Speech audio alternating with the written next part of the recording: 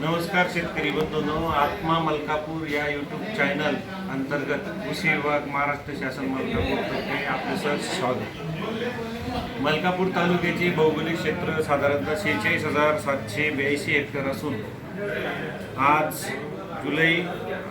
28 जुलै पर्यंत आपल्या तालुक्यामध्ये साधारणतः 43,997 हेक्टर इतके खरीप हंगामात पिकांची लागवड झालेली आहे। त्यामध्ये प्रामुख्याने कापूस, तूर, मूग, उडीद, मका, सोयाबीन व इतर पिकांचा समावेश होतो।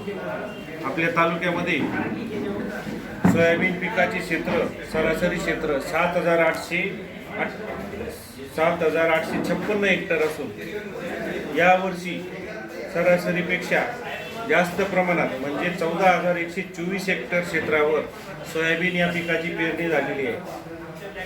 आपण पाहत आहोत मागील 8-10 दिवसापासून पावसाने आपल्या मलकापूर तालुक्याला उघडीप दिलेली होती, त्यामुळे पिकांना पावसाची आवश्यकता होती। गेल्या 3-4 दिवसापासून मलकापूर तालुक्यामध्ये चांगला पाऊस पडत आहे, पण या पावसाचा जो खंड पडला होता त्या पावसाच्या खंडामुळे आपल्या काही बुलढाणा जिल्ह्यामध्ये काही भागामध्ये सोयाबीन पिकावर उन्हाळी अळीचा प्रादुर्भाव दिसून आला होता। आपल्या मलकापूर तालुक्यात कमी प्रमाणात आहे, पण शेतकऱ्यांनी योग्य वेळी नियोजन केल्यामुळे आपण त्या उन्हाळी अळीवर नियंत्रण मिळवू शकतो। उन्हाळी अळीचा कालावधी हा जवळपास 6 ते 8 महिन्याचा असून त्या कालावधीमध्ये एक मादी दररोज एक अंड घालते, म्हणजे एक मादी मे ते जुलै या महिन्यामध्ये जवळपास 40 ते 50 अंडी घालते।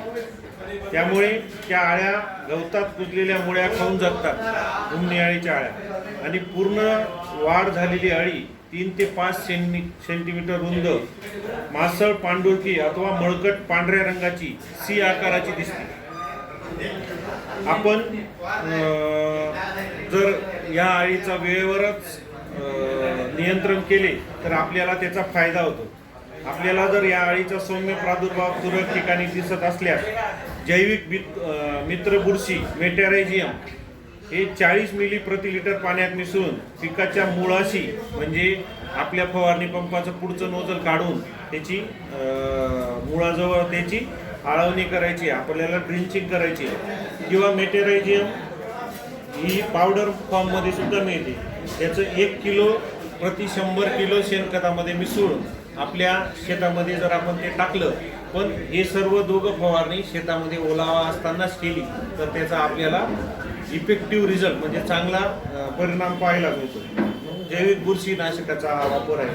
त्याचप्रमाणे आपण रासायनिक कीटकनाशकाची जर फवारणी करत असाल तर त्यामध्ये फिप्रोनिल 40% प्लस इमिडाक्लोप्रिड 40% दाणेदार हे दोघं 5 ग्रॅम प्रति 10 लिटर पाण्यात हे द्रावण घेऊन त्याचं खोडाजवळ आळवणी करायची, किंवा कार्बोफ्युरॉन 3% दाणेदार हे 33 किलो, किंवा थायमिथॉक्झाम 0.4% व बायोफेन्थ्रिन 0.8% दाणेदार 12 किलो प्रति हेक्टर, किंवा थायमिथॉक्झाम 0.9% प्लस फिप्रोनिल 2% दाणेदार 12 ते 15 किलो प्रति हेक्टर खोडाजवळ जमिनीत ओलावा असताना मातीत मिसळून द्यावे।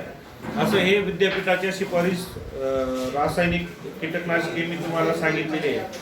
नमस्कार शेतकरी